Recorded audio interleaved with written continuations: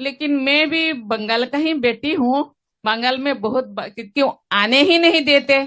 শিলিগুড়িতে রাষ্ট্রপতিকে অভ্যর্থনা জানাতে উপস্থিত না হওয়াকে কেন্দ্র করে নতুন করে রাজনৈতিক বিতর্কের জন্ম দিল পশ্চিমবঙ্গের রাজনীতি। পশ্চিমবঙ্গের মুখ্যমন্ত্রী মমতা বন্দ্যোপাধ্যায়ের অনুপস্থিতিকে রাষ্ট্রপতির অপমান এবং সাংবিধানিক শিষ্টাচারের সীমা লঙ্ঘন বলে তীব্র সমালোচনা করেছেন দেশের প্রধানমন্ত্রী নরেন্দ্র মোদী সহ বিজেপি নেতৃত্ব ও সমর্থকেরা। বিজেপির দাবি, দেশের রাষ্ট্রপতি কোনো রাজ্যে সফরে এলে সেই রাজ্যের মুখ্যমন্ত্রীর উপস্থিত থাকা একটি প্রথাগত এবং শিষ্টাচারমূলক বিষয়।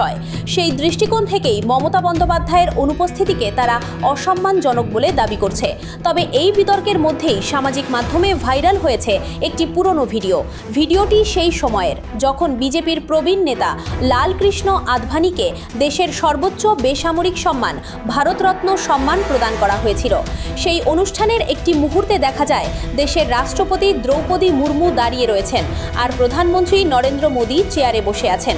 ভিডিওটি ভাইরাল হওয়ার পর সামাজিক মাধ্যমে অনেকেই প্রশ্ন তুলছেন, যদি রাষ্ট্রপতিকে দাঁড়িয়ে রেখে প্রধানমন্ত্রী বসে থাকেন তবে সেটি কি রাষ্ট্রপতির প্রতি অসম্মান নয়?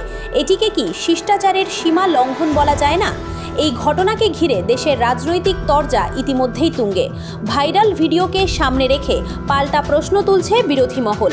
এখন প্রশ্ন একটাই, এটি কি সত্যিই প্রোটোকল ভঙ্গ, নাকি এটি শুধুই আরেকটি রাজনৈতিক বিতর্ক?